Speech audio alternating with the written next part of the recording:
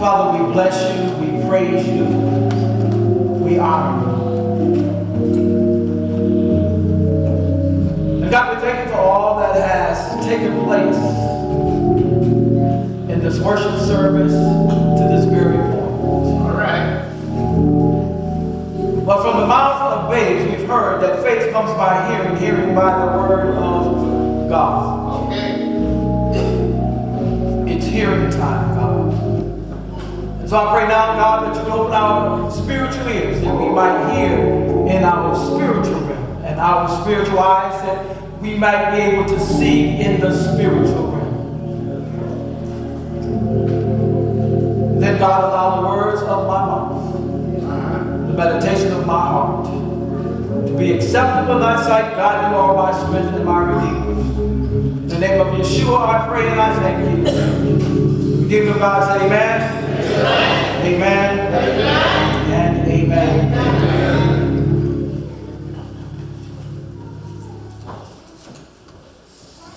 From the passage of scripture that we read, I suppose I need to give you some bones. Take that one here, young man. Take this one here, young lady. Don't do anything with them. Just hold them. Look at them, examine them if you want. And just remain serious. If you would use your spiritual imagination, if you can imagine that you were in the dark with no way of getting out that you know of, and you were doomed to everlasting destruction, that you were not going to be able to get up and go anywhere in life. And all of a sudden, somebody came with a light and put light in your darkness and gave you access to light. But rather than use your light, you just continue to stay sitting in the dark. Thank you, young people. Amen. Amen. If I didn't use these for work, I'd let you keep it.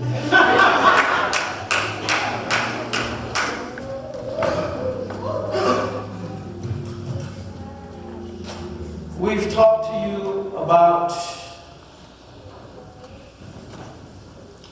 a call.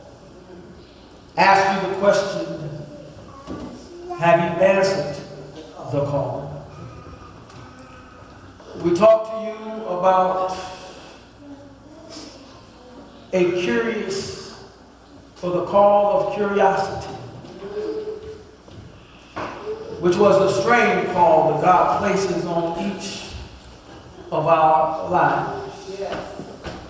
And in a sense, we talked to you last week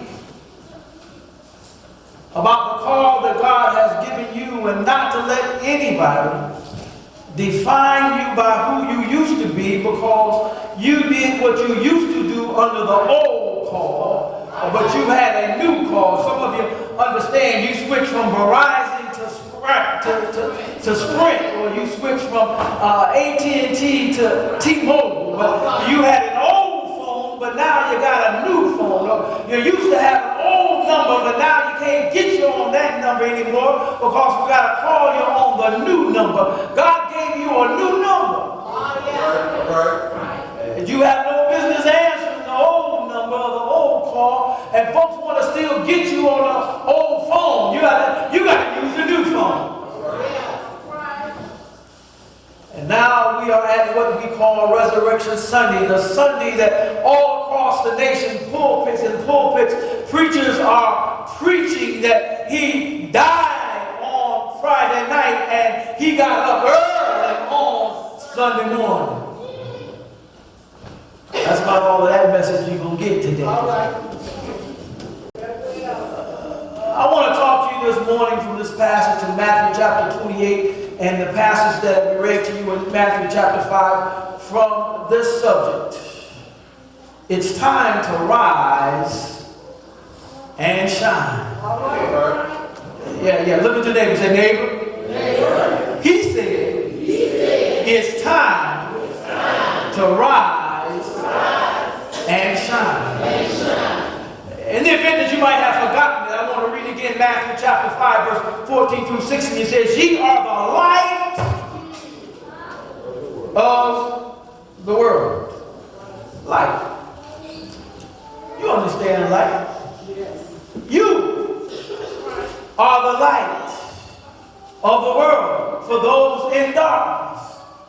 If you have the light, if you have Jesus, the event you don't understand what I'm saying, if you have the light and you carry the light, but you refuse to put the light on, then your light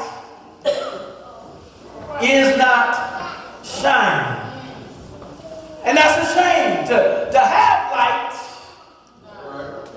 go into darkness, and fool around in the darkness without a light.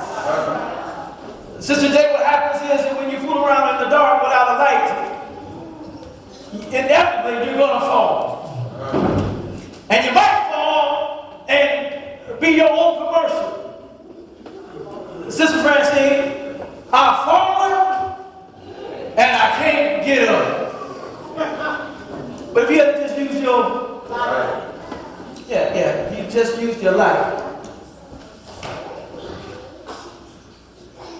It's time to rise and shine. I'm going to use the acrostic RISE, R-I-S-E, for you to remember this sermon. The R stands for report. There was a report in our passage in this scripture. Brothers and sisters, I submit to you that we understand the concept of a report. From the time that we enter the educational system, we begin to receive what they call a progress report, Rick. And we transition from a progress report to a report card. Those that grew up in the area that I grew up in, report card time was either a good time or a bad time. If you had the type of grades that your parents approved of, it was a good time. And you didn't have to receive a nickel, you didn't have to receive a dime. And for those who had good parents and folks who were able, you didn't have to receive $1 or a certain dollar amount for every A. You just had to get a report card that you didn't get a whooping for. Because in our time, if you had a grade on that report card that your parents did not agree with, all right, come on, Rick. They were going to give you some heat. Oh, yes, all right. So that on the next report card, it would look a little bit better. Can I just be honest? You see, it was instilled in them that in order for you to be successful in life, you had to do good in school. You needed to get an education. And they wanted you to do, many of them, what they had not done. And sometimes they did not understand that you did the best that you could do, and a C was all that you could get. But they wanted you to get a B because they wanted to make sure that you were going to be better in life than they were.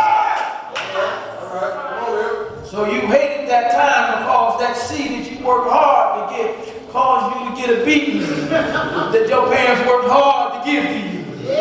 Let me move on. I don't want to stay there. I don't want to take somebody back and you get PTSD from where you grew up. And so we understand this concept of a report. And in today's society, we have the jail report, we have a police report, we have a job report. Yes, I will submit that we understand this concept of report. All right.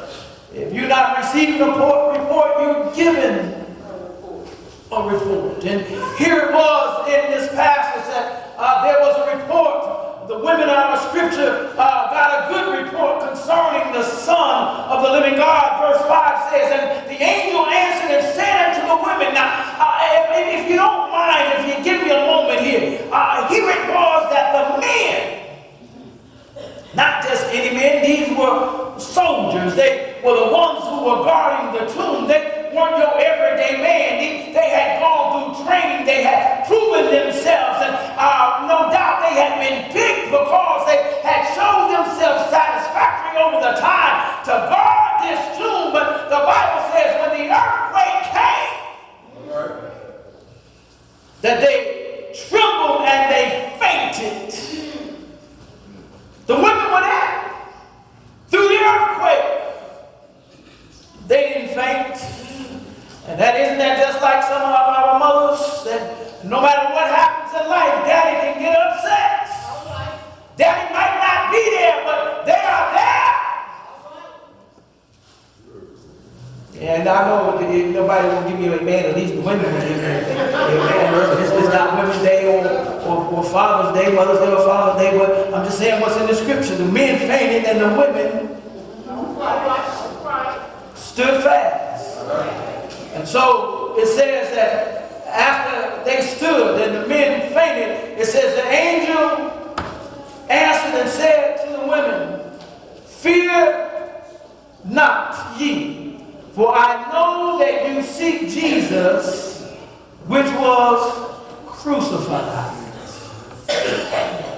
They went looking for the body of Jesus. Verse 6 says, he is not here, for he has risen, as he said. Now, if I sat down right now, if my voice left right now, I've already preached. It says, he has risen as he said. Let me ask you a question. I was struggling with this, and I was going to use the question, but then God said, don't use the question as the title. Jesus is risen. And we know that he is risen. Can I ask some of you, what's your excuse for not rising? All right. All right now. He got up from the grave. You can't get lower than the grave. There's some stuff that has happened in your life. Some folks have done some stuff to you. Some people have said some stuff about you. But you can't get lower than the grave. And if he got up from the grave, why can't you get up out of the mess that you've been in? And that's for the folks who don't know. For those who call themselves born again believers, why are you still sitting? All right.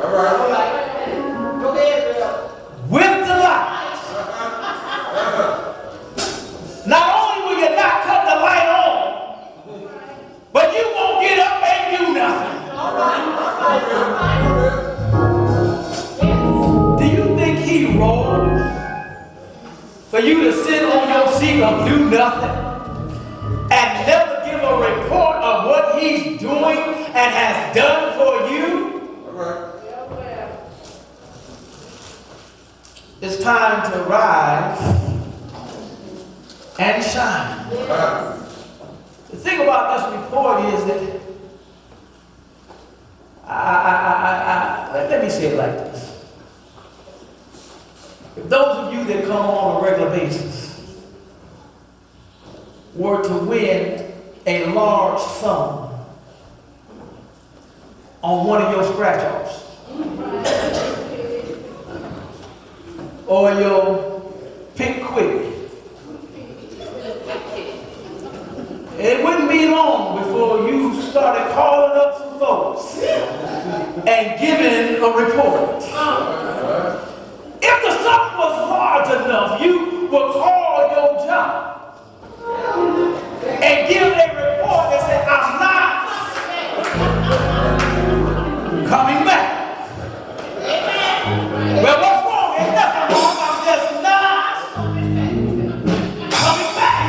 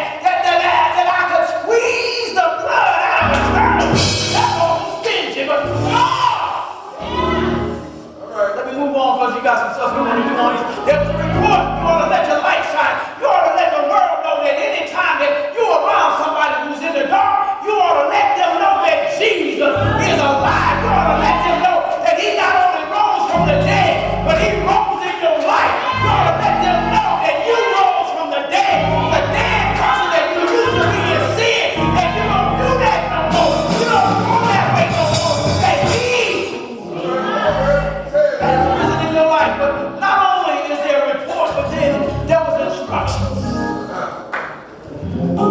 Most of us don't like instructions. It's been said that especially men will buy something and never read the instructions. I've been there. I learned my lesson. I bought something really. I had a whole lot of steps. And I thought that I could do it without reading the instructions. And when I got almost to the end, I realized that there was a step at the beginning that I needed to take, and I had to take it all loose to go to the step that I missed. We don't like instructions. Many have been in the military and couldn't stay in because they didn't do well with taking instructions. We get in trouble in the home with our parents and our grandparents or whoever it is that rears us because we don't like following instructions.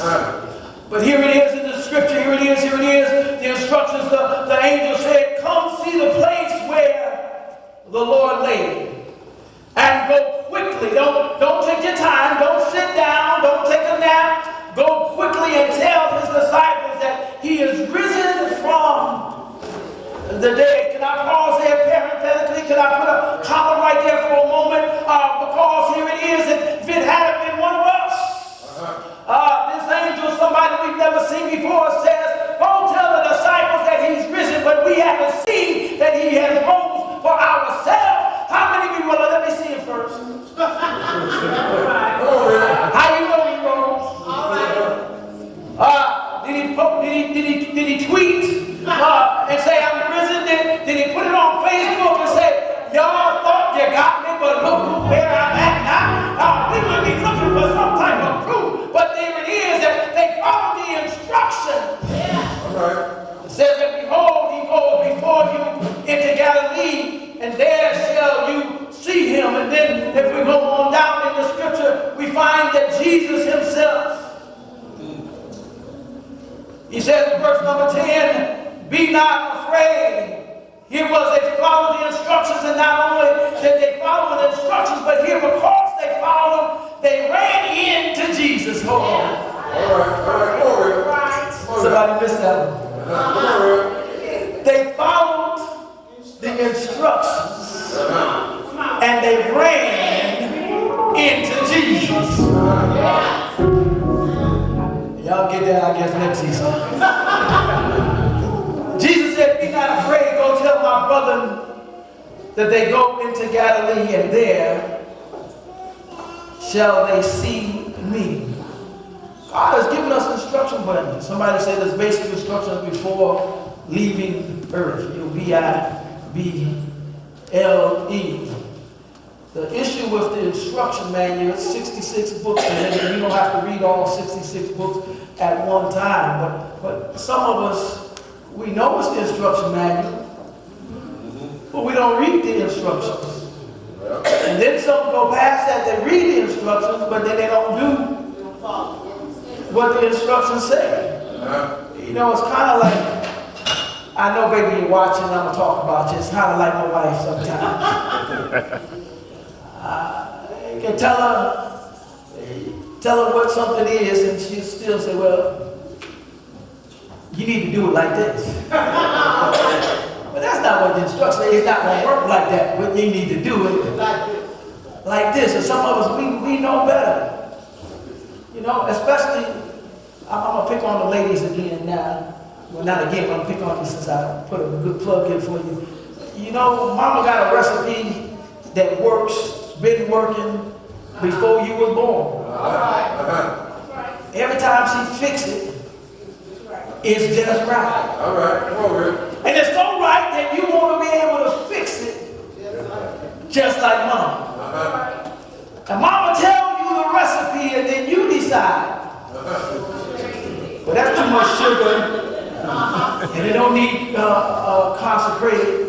Borden's concentrated, evaporated milk. I can get away with some pet milk. You want to do it your way, and then when it don't turn out right, you want to go ask Mama what's wrong with it. Mama got a simple answer for you. Did you follow the instructions? Brothers and sisters, we got to follow the instructions that God gives us. And the thing about it is that these instructions give us a basic guideline because every child is not the same. I want you to know that it didn't matter how many beatings I got. I was going to do what I wanted to do. I got some brothers and sisters. For some of them, just the thought of getting a beating put them in line, sisters. But if I wanted to do it, y'all heard me tell you, I was going to do it and take the beating for it. And so all of us, what I'm saying, all of us are not the same. And therefore, God gives us basic instructions, and then He talks to us and gives us specific instructions. You know what happens is, some of us look at the instructions of somebody else and say, I like those. So I'm going to follow those instructions. And God gave you a whole set of different instructions. But you want to do what you want to do. Let me move on, unless I'm going to keep you too long and you're going to be fussing at me because you can't go do what you want to do on what you call Easter Sunday or Resurrection Sunday or whatever. And so there was a report, and then there was some instructions. If I just said as I'm going to my next note, is that you understand that because in school, in order for you to get a good report, you had to follow the instructions of the teacher. But not only was there a report, not only there was instructions, but then there was a sending out. You understand that Great Commission, my friends. In our previous message, I've already said, we talked about the call and the call that God makes on our lives. We have asked the question, have you answered the call? We've talked about the curiosity of the call. On last week, we learned that we're not defined by who we used to be. Rather, we are defined now by the call that God has on our life. Now, here it is again, and I don't want you to miss it. Don't miss it now. We are not called to rise and hover in place. Let me say that one more time. Some of you missed it. You understand the concept of a helicopter. A helicopter can rise up and it can stay in the same place as long as there's some gas or fuel in the tank. God didn't call us to rise and hover. Some of you missed it. Some folks been in church, they rose, but they in the same spot. They rose, but they've been hovering for 10 years. They've been hovering for 15 years. They've been hovering for 50 years in the same spot in the church. They haven't grown a bit. All right. I heard a pastor say if you were in a church and you were in the same place after 5 years that you were when you first got there, you need to get up and leave. Another word what he's saying is that if you are in church and you are still living by the same thing, all you know is what you learned in Sunday school when you were 10 years old, there is something wrong.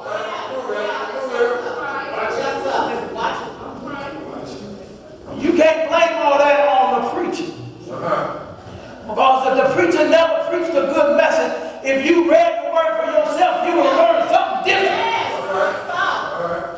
So don't try to put it all on him. So we've got to understand that after that instruction, God sends us out. He sent the disciples out 2 by 2. In other words, let them know they didn't need to be by themselves. And so he sends us out. He didn't call you to come sit on your favorite seat at Hosanna Sunday after Sunday after Sunday and keep going back out into a dark, cruel, mean world around the darkness with a light, never cutting your light on, hearing conversations and never bringing up the report. Did you know the man Jesus? I know you sick, but let me tell you, I was sick with the same sickness that you have. But let me tell you what happened. The doctor said that I wouldn't be here, but God said something different. I don't know who you believe in, but I can tell you that I tried for myself and he worked.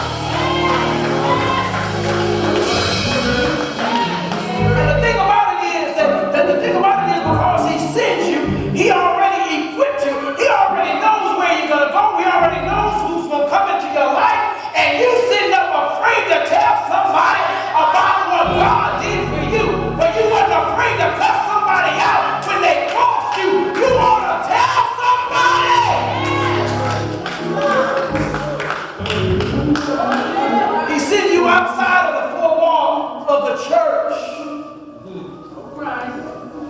Sister Newsman might be cleaning up in the neighborhood where he sent you to let somebody know about the Jesus that you know, or to let somebody else who already knows Jesus has a light that's not shining. Go around him and shine your light. Yeah. And say, did you know? Yes. You got a light you ought to shine too. Yes. All right, somebody said, shine your light on your clock. All right, Bill. I know I'm just being real. You can't help nobody when you hover in place. In our lesson, the ladies, the Bible says that they went immediately. They didn't wait. They were sent and they ran. And we ought to be excited enough that what God has called us to do, that we run to do it. We ought not have a dread. We ought not have a disdain. We ought not have a fear of doing what God has told us to do. Brothers and sisters, God's given us an instruction book to take along with us. This instruction book confirms that we have been sent out to do a work that we have been equipped to do. You and I can't accomplish the work we have been sent out to do if we don't rise and shine. Look at somebody and say, rise and shine. Rise and shine. Did you know that there are 4 groups of people in the church? Look at your neighbor. And neighbor, he said there are 4 groups. Neighbor look back at him and say, I wonder what they are. I'm glad the neighbor wants to know. He might not be able to tell him, so I'm going to help you and your neighbor out. The 4 groups in the church, there's the first group that comes to church, but they have not risen from their grave of sin. They have not been born again. And then there's the second group. This group has been born again, but they refuse to rise and shine from their comfort zone. They keep doing what they've been doing because that's all they know to do, all they want to do. And so they don't follow the full instruction. They are saved, they're born again, on their way to heaven, sitting in a chair with their light off. That's the second group. Then there's the third group. There's a born again group. They rise up and they get out. They run around everywhere. They got the light. Well, they shining the light. They what I call undercover Christians. They can sit in this group. Don't nobody know they're a Christian. They can come and they can sit in another group. Don't nobody know they're a Christian. They don't matter where they go, how they dress. They never come on the light of Jesus and let them know that I live for Jesus and I die for Jesus and cut the light on. And then there's that crazy group. They might not even hold a decent conversation with you. Sister Francine called. They like shine. Every other word is Jesus. I can feel today my knees hurt for Jesus. I can feel today I'm broke for Jesus. I can feel today I'm sick for Jesus. That group they run and they shine. I don't feel well for Jesus. I'm in my midnight hour, but my day is coming. All I have are a headache, but Jesus is on my side and I'm healed by his stripes. My children acting up, but I raised them in the way that they should go, and they might not depart. They give me bad news, but I know that my joy is coming in the morning.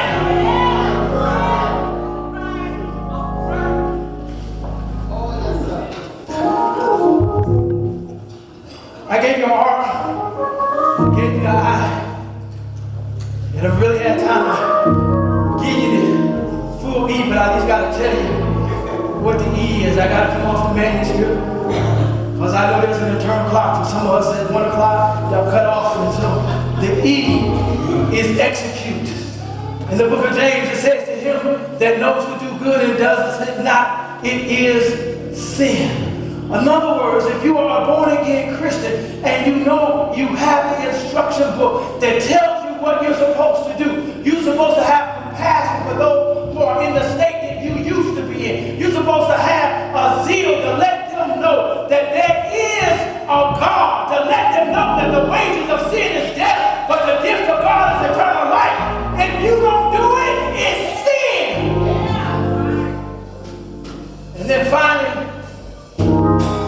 same brother Jesus says this.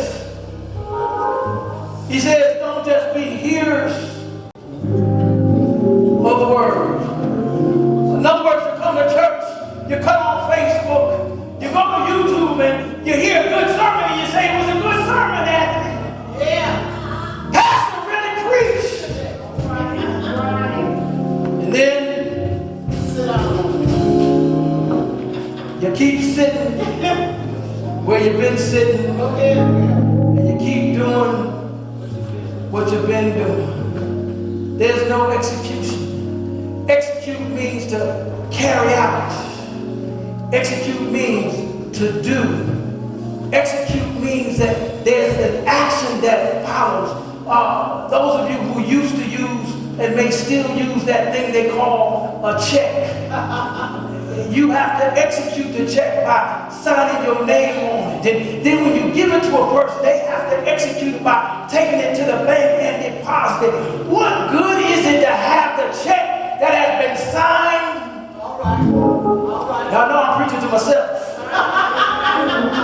I got a check for a truck right now that I've been carrying around for months. The finance can tell you I used to carry them for 6 months. Well, when you gonna cash the check?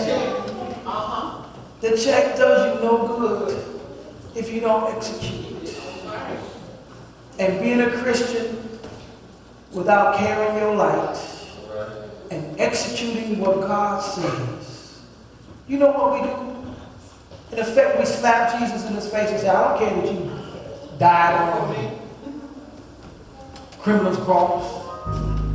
I don't care that you went down into hell and took the keys away from the devil. I don't care that you took the sting out of death and created a path for me to have eternal life. I really don't care, Jesus. You rose and that's enough because I refuse to rise and shine. So as I close it on this Resurrection Sunday, I'm not going to bury him. And I'm not going to rise him up. My question for you is, when are you going to rise and shine? And better than me coming from the pulpit or the front of the church telling you that he died and rose again, it's better that you let your light shine, that people around you, your world